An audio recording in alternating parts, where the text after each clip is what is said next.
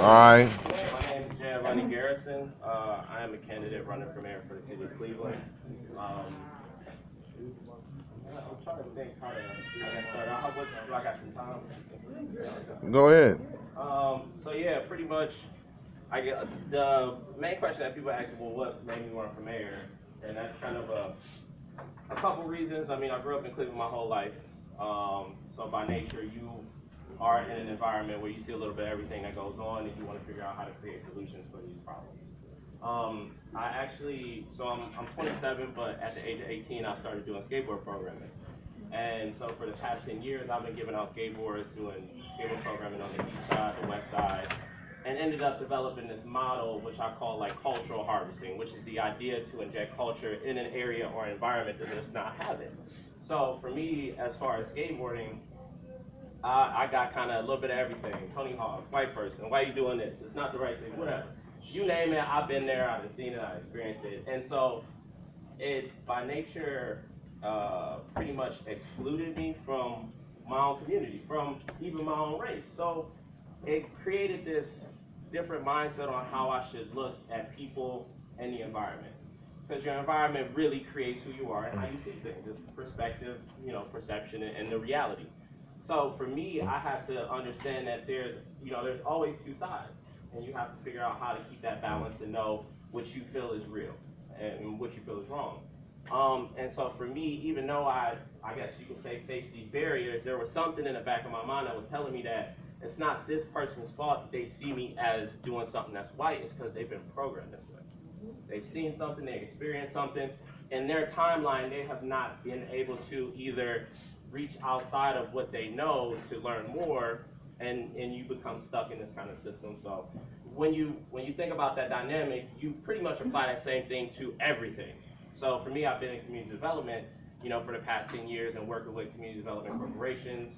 And so when you look in the background of what they do, and me, I was an organizer before. I was an organizer for South Clark Fulton Brooklyn Center, CDC. I was an organizer for Slavic Village Development. I was on the board for Slavic Village Development for 2 years.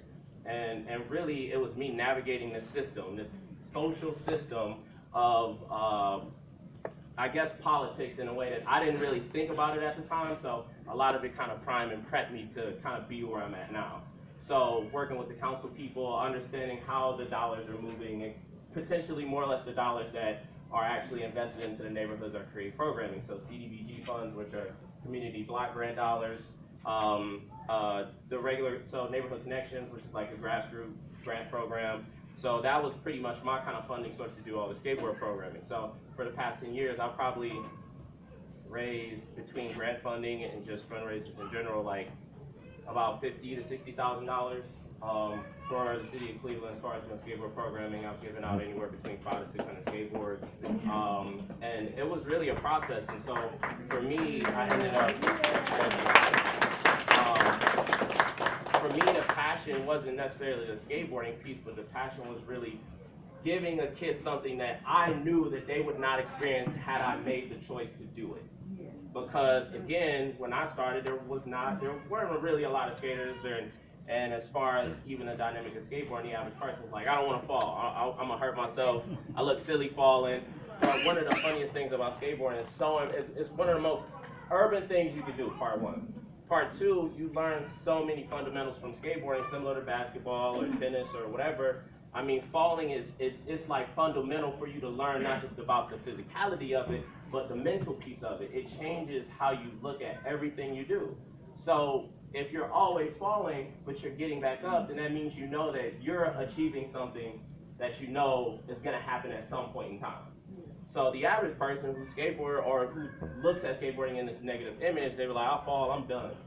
Well, for me, on the outside, I'm like, you just ain't making yourself strong enough. You get what I'm saying? So it's one of these things that you really have to understand and do for yourself. So for me, I wanted to create this platform for a young person to make the choice. I wasn't really forcing it. I didn't make it seem like I was going to turn you into a pro skater or any type of opportunities, because I ran into that too, where people are like, oh, you skate, huh? You got a board, you do contests, you get money. I'm like, no, that's not why I'm doing it.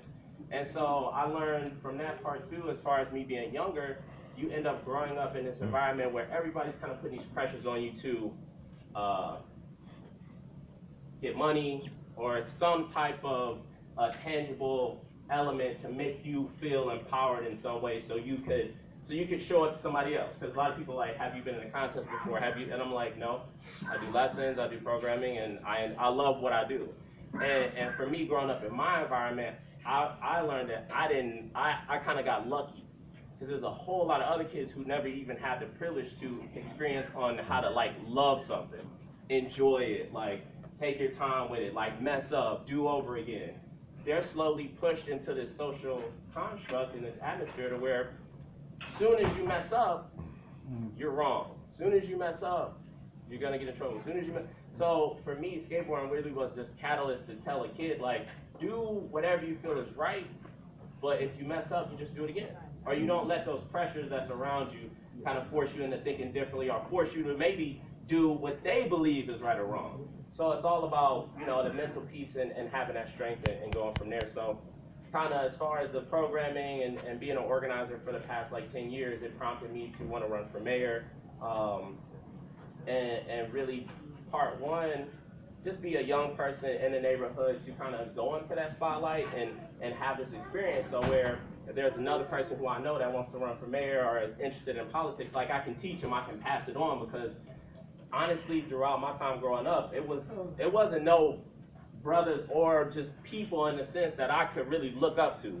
It's people who I learned from, it's people who I picked up things from, but I couldn't really, I guess, look at them as a role model. I kind of had to play my role. Like, this is where I'm at, this is what I'm doing. I'm learning whatever I can from you. I know what to take from you that's right. I know what to take from you that is wrong.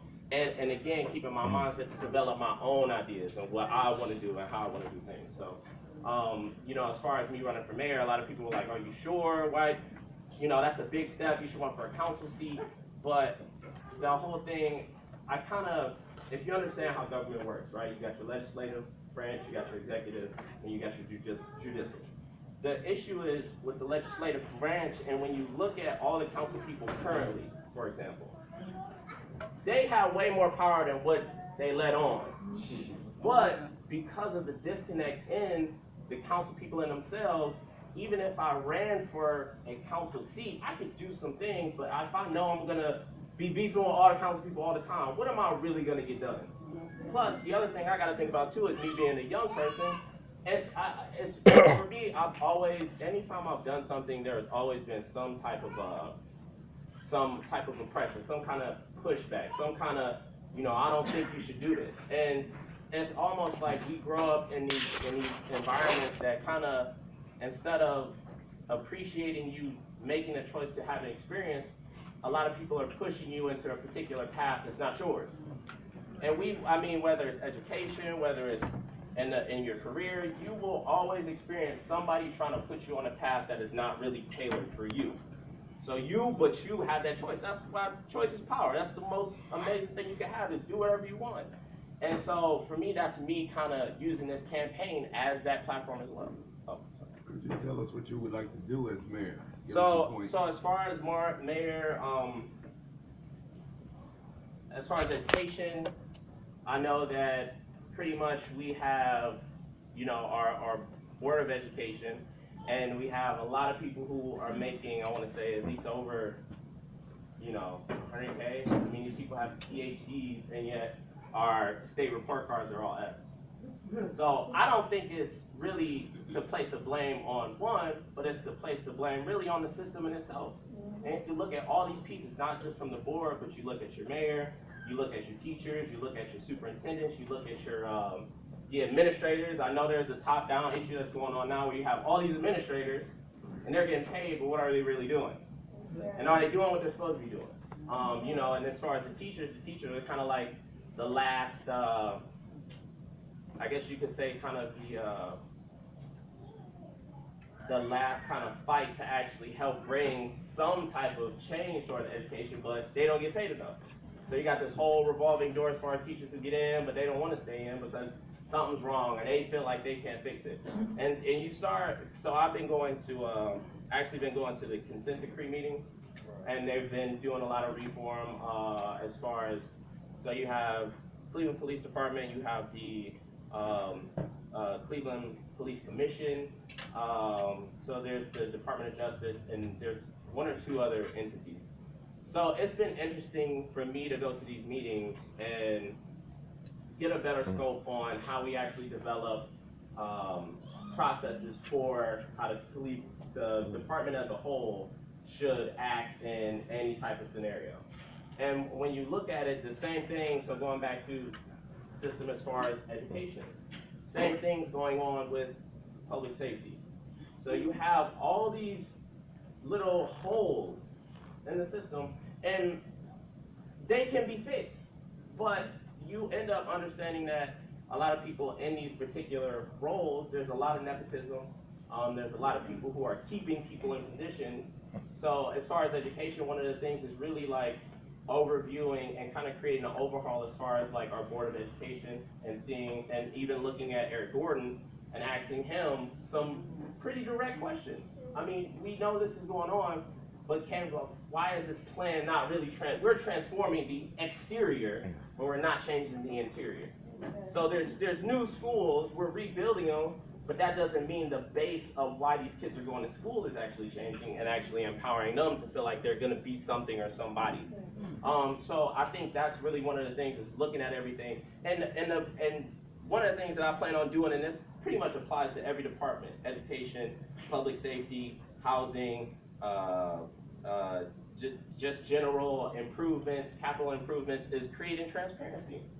We half the time, even the council people half the time don't know what's going on. You can ask them a question, they'll be like, I'll get back to you. You might not ever get an email back because they don't know. They know, but they don't know the actual, they can't give you an answer that makes sense. You'll be like, oh, okay, thank you, I guess. So, you know, transparency is one of